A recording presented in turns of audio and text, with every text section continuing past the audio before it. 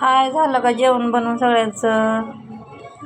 मी एक बघा हे बनवते आज शेंगदाण्याचे चपात्या.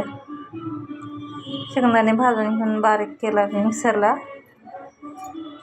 मस्त असंच थोडीशी साखर विलायची टाकून मिक्सरला बारीक करून घेतले. गूळ नाही टाकलं, साखर टाकली त्याच्यामध्ये. आज बनवावं, खायचं मन झालंय. कोणी कोणाला आवडतंय, कोणी कोणी बनवून खाल्लं. खायचं मन झालं म्हणलं करावं तरी. मस्त अशी गेवड्याची भाजी बनवली मी. गेवडा, मस्त अशी गेवड्याची भाजी. भाकरी बनवायची अजून.